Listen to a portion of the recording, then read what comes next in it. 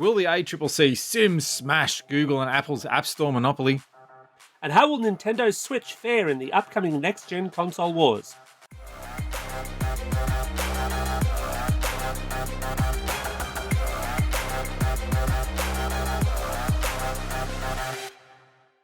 Vertical Hold is proudly brought to you by Aussie Broadband, changing the game with their award-winning network and Australian-based support. Hi there. Welcome to Vertical Hold Behind the Tech News, the weekly podcast where we sneak across the state borders to catch up with Australia's leading technology journalists to get the stories behind the tech news of the week. I'm Alex Kidman, and if I already sound a little hoarse, it's because literally over the road from where we're recording this, or where I'm recording this, they've been doing backburning all week, so I've been breathing in healthy eucalyptus smoke. Hopefully my voice will hold out, but if it doesn't, then I have a backup because I'm joined, as always, by Mr. Adam Turner, a man who may be stuck at home, but whose body clock seems to be on a world tour. Adam, how are those Tokyo 3 a.m. wake-up calls treating you? Not well. You might be struggling to breathe, but I've only been awake for 10 minutes. I gave myself 90 seconds of sunshine and a big hit of salt and pepper, shoop, so I'm hoping to stick through the next 30 minutes. You're just going to have to push it, my friend. Oh, maximum effort. We're also joined in the virtual Vertical Hold studio by Gizmodo Australia editor and sourdough queen, Tegan Jones. Tegan, I know you've recently been on lockdown. What was after sourdough in the mastery baking stakes for you? Hi, thanks for having me. So after sourdough, I've been really getting into fermenting, and perhaps the most interesting one that I have at the moment is a couple of jars of miso that I've had going for about a month. I'll look at one of them after 6 months, and I'm going to keep one for a year. Wow, that's quite a commitment. Super. That's like adopting a puppy. Absolutely. It mostly just sits in a bag in the spare room, wrapped in a blanket, though. So it's a boring puppy.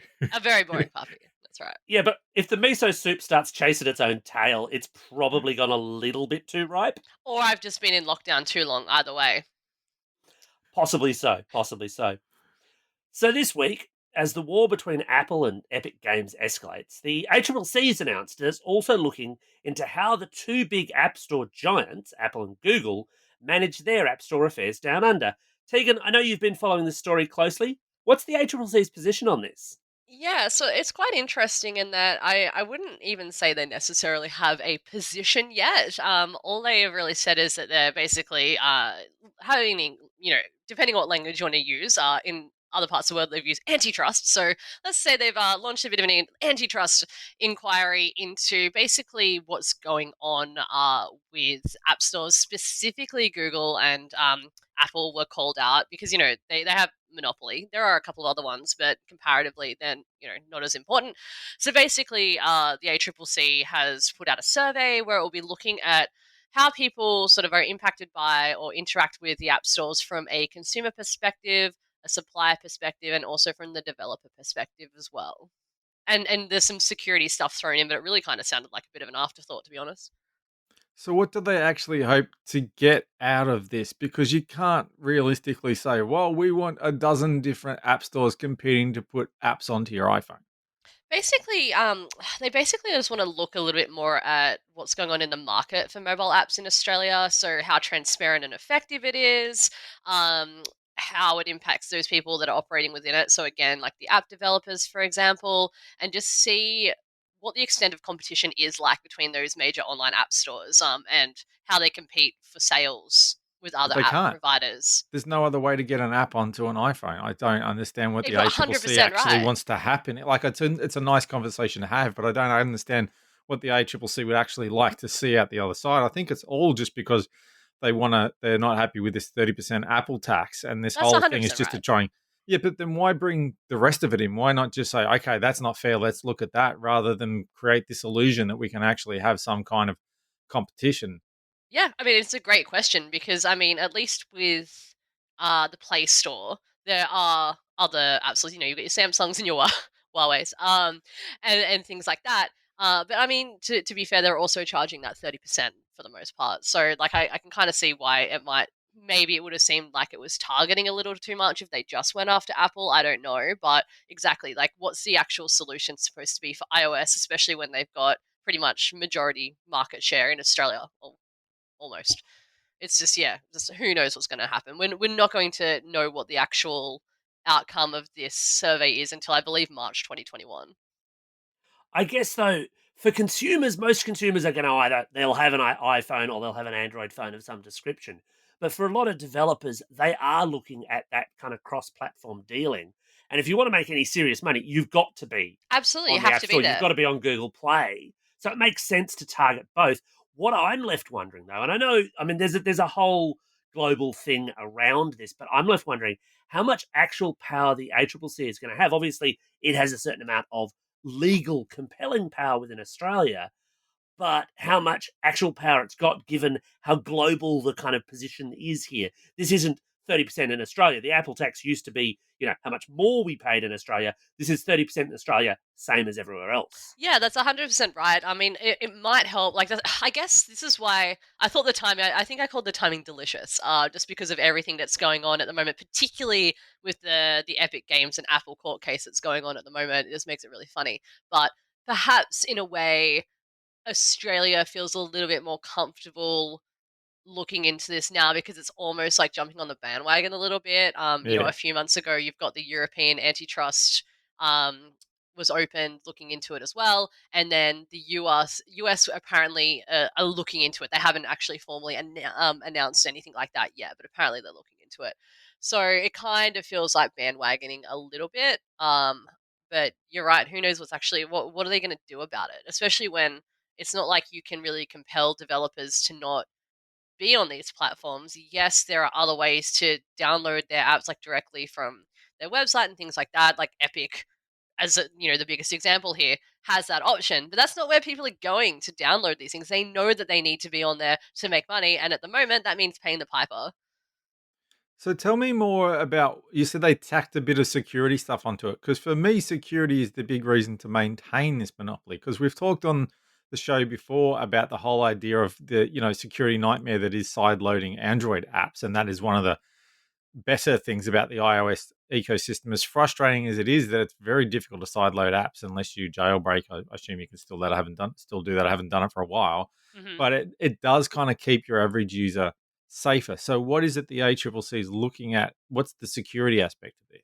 Literally, they haven't said, at least not in the press release. They just kind of just threw a line in there about the security. Like, honestly, like it was really more about the transparency and effectiveness of the market. So I don't even know. Like, they're looking at security question mark. Like, maybe it's like what you're talking about with the side loading. With Apple, it's not like there's a lot. Also, like, security Yeah. issues still happen, but not to the same extent because, the ecosystem isn't as open. So I don't know. Like, honestly, I mean, in the very least, Apple will be able to come back with that line, right? And we've seen this in the court case with Apple and Epic, that one of the reasons why they say they have these really stringent App Store guidelines is to protect users. Of course, they're also making money from it. Great, but they do site security, so Apple will at least be able to hit back with that. But no, like security, Security, security, security. security, I guess. It's I mean, we probably, if you took the survey, perhaps that would be a little bit more revealing. I haven't yet, and I might just to see if they ask any particularly pertinent questions. But yeah, it honestly to me sounded very thrown in there amongst the money stuff. It's kind of like, as a journalist, when you get a brief from an editor for a tech story, and the brief is so vague and throws in all these buzzwords that it's pretty clear that the editor doesn't actually understand what they're asking for. That's Yeah. what this sounds a lot like. That. Yeah, 100%, which is surprising because, it's not like the ACCC hasn't handled security tech issues before. Like, Yeah. they've gone after Facebook, they've gone after Google, plenty of people when it comes to security. So I was quite surprised that it was so glossed over in the press release, to be honest.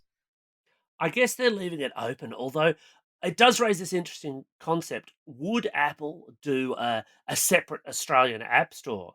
There's at least a tiny bit of precedent of this, in that the Chinese version of the App Store is quite different to what you get pretty much anywhere else on the planet. But are we really big enough?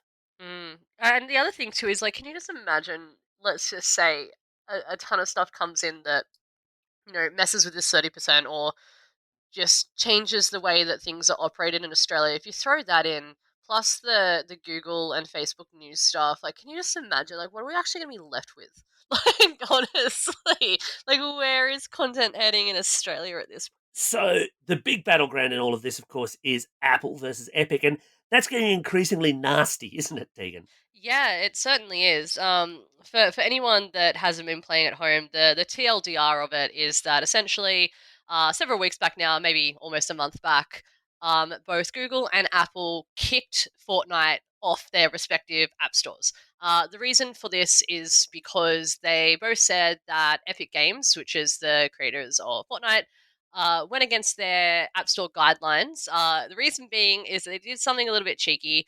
They started offering V-Bucks, which is the in-game currency of Fortnite, um, directly to buy through those apps. So separate to in-app purchases. Now, this is important because, like we are talking about with the Apple tax, both Google and Apple get 30% kickback on any in-app purchases that happen in any apps that are on their platform. So this bypassed that. So basically just meant that all of this money would be going directly to Epic. And to take it a step further, they were offering a 20% discount to users who bought V-Bucks in this way. Obviously citing that they were still going to be making more money this way than if they had to hand 30% over to Google and Apple. So obviously they weren't very happy about that. They kicked them off the platform, and then within the same day, Epic launched a lawsuit or two separate lawsuits against both giants, and they came out very quickly. So this was probably planned, or in the very least, they knew this was going to happen. It was definitely planned. So I mean, they had the whole planned. 1984 ad thing ready to go, and we did cover this That's a little true. bit a few weeks ago. But I mean, of late, they're really starting to sling the heavy words around. I think Apple came out the other day and said that if Epic won this, it would destroy the basis of the App Store or Yeah. words to that effect. Very much so. And this was after, like, the other interesting thing too was that before the first hearing in the case happened a couple of weeks ago, Apple then tried to take things a little bit further by also basically attempting to revoke Epic's developer license on their platform, and also going after Unreal Engine. And this is super important because so many different app developers use Unreal when it comes to like porting things for the App Store. And so because Epic also owns that, that would be an absolute killer for both them and basically anyone that wanted to be able to develop for that platform. So they would jump ship immediately and go to a different platform essentially. So in the first hearing, the judge didn't allow that, at least for now. So while they did maintain that no, it's completely fine that Fortnite was kicked off, they're like, no, you can't do that. That seems like you're overreaching here and being a little bit retaliatory to Apple. So and the next hearing is in a few weeks' time. We'll see what happens. But yeah, there has been a lot of strong language that has been used on both sides at the present time. So the battle for next-gen console supremacy is heating up, and Microsoft's playing some very aggressive cards of late, while Sony's staying kind of quiet. But meanwhile, Nintendo's yet to announce its next-gen system, unless, of course, you count the Mario 35th anniversary re-release of the little handheld thing, which I don't think will quite stack up against the PlayStation 5. Alex, what's been happening here? Look, I'm mortally offended that you think that a Game and Watch is not a next-gen system. But leaving that aside, the big news of this week was Microsoft finally announcing Xbox Series X and Xbox Series S pricing and availability. They will actually hit Australia at the same time they do everywhere else on November 10th.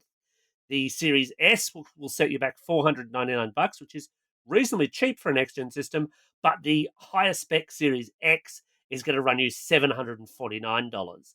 And they've done this well in advance we think, of when Sony's announced PlayStation 5 availability, which of course raises that spectre and that idea that Microsoft might beat Sony to market by a decent margin in that kind of theoretically vital Christmas period. Tegan, are you excited by the Xbox news this week? Yeah, I am. I wasn't so excited that it dropped at 20 to midnight when I was taking a bath, and that's where I had to file my story, but that's the glamorous life of a tech journo. Or I'll use Jen Dudley's hashtag party like a journalist. Um, but yeah, no, I am excited about it. It was very funny that I do wonder because all this kind of seemed to come off the back of some leaks that happened a couple of days ago. And then when the leaks of the alleged US pricing happened, within the same day, Xbox US released what the Series S pricing would be. And then, a day or so later, we've then got official confirmation on the pricing of both. So I do wonder if they had to just kind of scramble and go, you know what, let's just take the conversation back, or if this kind of leak was planned. Who knows? But yeah, it's exciting. I think for me, the Series S might be the real winner here. It's a pretty damn good price point, and if you've got users who really don't care about the 8K element, really are just there for how great Game Pass has actually gotten, and just want something that's going to play a ton of like those older kind of great games. I think that's going to be the real winner, to be honest. My console history is a little sketchy, but to me, I'm trying to think of another time when one of the big players has released two consoles at the same time, one so more advanced than the other. Because I kind of remember that they'll release one and they'll charge top dollar for that, and in a few years' time, they'll release a lighter version. It's not like smartphones where you get the iPhone, the fancy iPhone, and the SE at the same time. Is this a different strategy? Is it just because? Did you say 8K? Is it just because most people wouldn't want 8K? I think just, I mean, you've got to remember, like, so things are a little bit different in terms of like gameplay versus like watching like a movie or something. It will be basically having 8K on these consoles will make those AAA games like look as great as possible. And some Yeah. people really care about that, but other people don't so much. And I think that perhaps this time around, Microsoft has realized that it needs a little bit more market diversity. When the Xbox One came out, it was quite expensive, and so was the PS4. And yeah, you're going to get those day one buyers, but we're now in a very different market. People have different wants and needs. There's so much love around Game Pass. Not everyone is playing a AAA game the second that it comes out. There's different needs in the market. So I think they've done a really smart thing here by offering two very different systems for very different players. Especially now that we're in a pandemic where you've got people that yes they're stuck at home more, but maybe are all going to be a bit more uh, frugal. So I really actually think it's an incredibly smart play. Well, the other big thing that they're doing differently, and this is across both of the new consoles, though, and you've mentioned it a bit, is Game Pass. Not that Game Pass itself is new, but they're really ramping up this idea of games as a subscription service Hmm. because they've bought EA online as well for Xbox Games Pass, which is Huge. potential. Yeah, it's huge. And I'm going to say something that's going to blow Adam's mind. It's huge for sports games Wow. because Do you realize people. what you just said? I Get this do. man checked for coronavirus stat. It's all those eucalyptus fumes I've been huffing all week. But it is it's a very very big thing. But it raises this potential big split between Microsoft and Sony, where with Microsoft I could see a lot of people buying the cheaper Series S, getting Games Pass, and really never actually owning a game at all. And it's quite a different way of looking at that console market, isn't it? It absolutely is, and exactly what you said there about the sport is that you do get those people who will buy an Xbox literally just to buy FIFA or to buy NBA 2K every year, and that's fine. Like every game to themselves, this seems like it's so targeted at them and would be the perfect console for them, and that those people make up such a huge number of sales. Like for EA, every year, even if they only just buy that one game, so Christ, it makes sense. Like it's just this is just hitting so many different targets. It's just yeah, a very different way of doing things, but a smart one, I think. Right, so Xbox clearly wants two bites of the cherry when it comes to the market. What's Sony doing? So the PlayStation 5 will have two models. We know this. One with and one without an optical drive. And you've got to think that, especially with what Microsoft's doing, Sony's going to be looking at that um, download market maybe at that subscription market, and they've had, I think it's PlayStation Now was their game streaming service that never came to Australia, sadly. I chased them on that one for years and years and years, but it was always, yeah, look, our broadband's too awful. I looked at our broadband, I figured, yeah, actually, they're right. Good call. Yeah. Um, but they've Checks been out. really, yeah, they've been really kind of quiet on the exact specifications of where all that's going to happen, and their model has been so much more closely tied into that classic games console razor blade thing, where the consoles themselves don't make you a whole lot of profit, but you make a lot of money on selling games. Mm. Microsoft seems to be veering away from that strategy, but maybe Sony will lean even harder into it, even though it may well be doing it in a way where you only download the games rather than own a disc. But surely they're not going to have two models that are $250 apart, and the only difference is a $5 optical drive. How else could the two versions of the PlayStation 5 be different to be closer to what Microsoft's doing, where you have a few $100 difference in the price? I wouldn't discount the idea that they might do exactly that, Adam.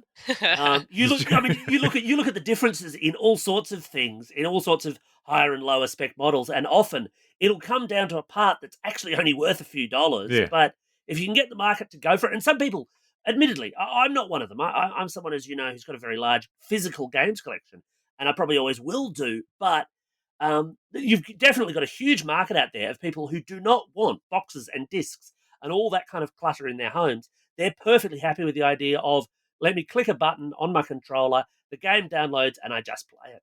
I'm certainly getting to that point. Like in a household of two tech and gaming journalists, we have a lot of games across a lot of different consoles of varying age, and there's some things that are really special to me, and that I would still want like the disc version of. Just I know, just I like having that physicality, but for the most part, I just want crap out of my house now. So if I can just have, I do like the idea of going digital for the most part. It's what I certainly do with every single Nintendo Switch game that I have, and it's great.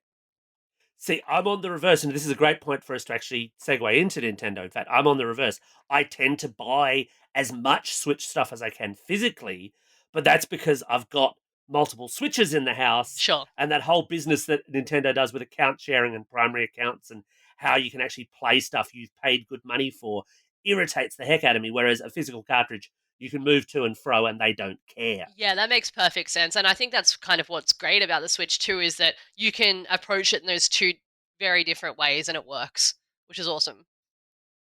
And Adam, you mentioned this in the intro, but Nintendo, while it doesn't have a new console announced just yet, and I certainly won't have this year for sure at this point in the year, it's been kind of busy trying to play off its big IP of late.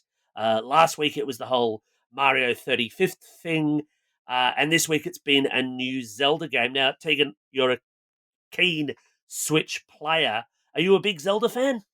So I have a bit of a confession, guys. I have never played a single Zelda game.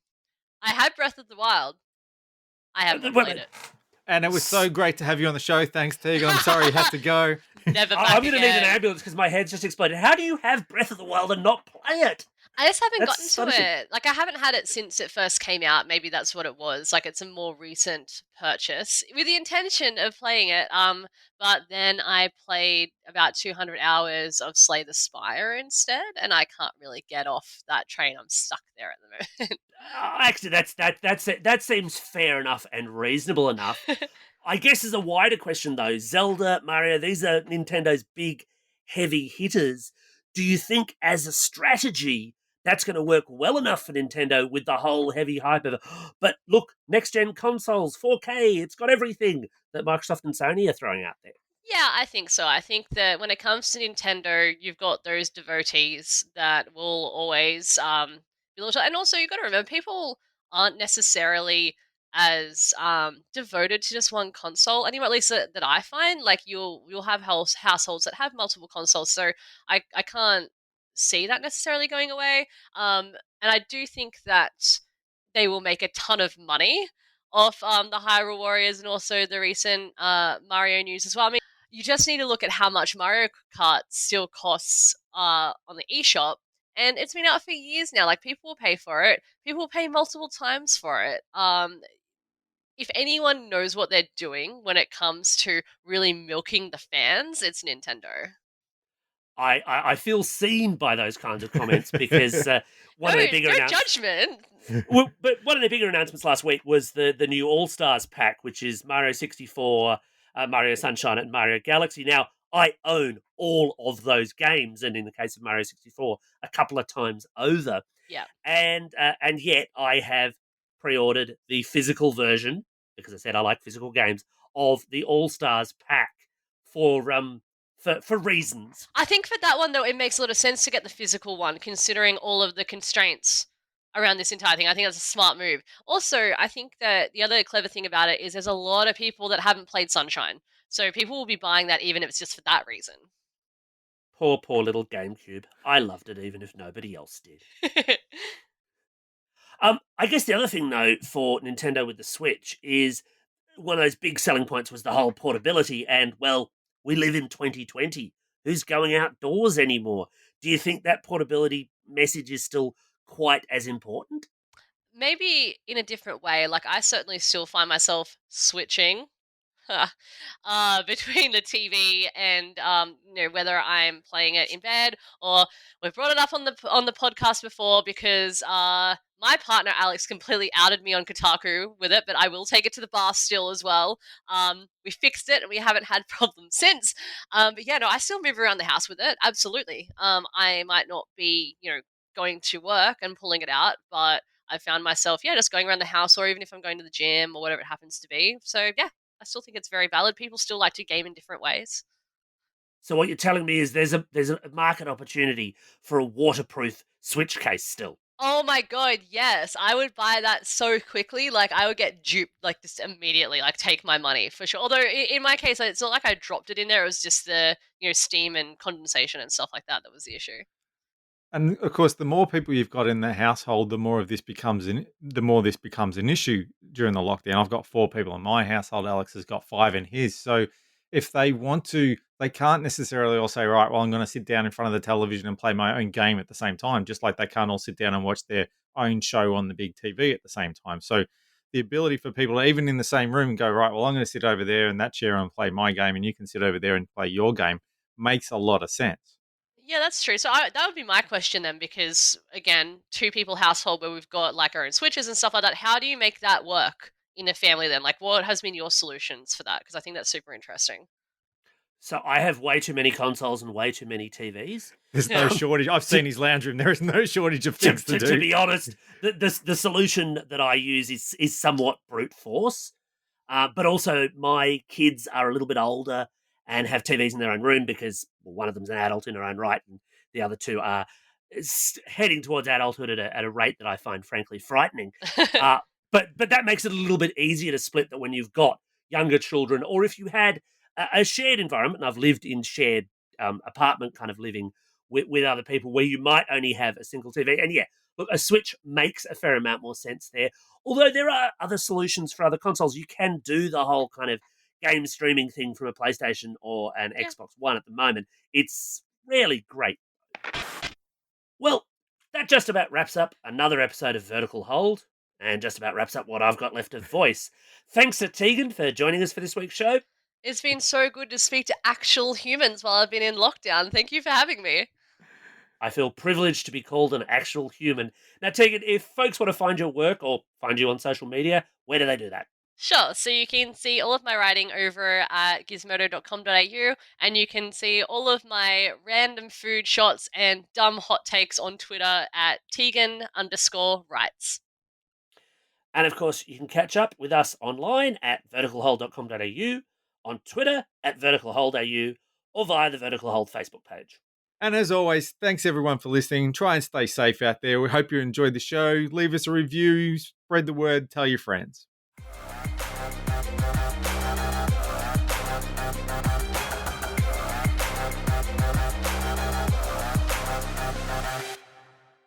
Vertical Hold is proudly brought to you by Aussie Broadband, changing the game with their award-winning network and Australian-based support.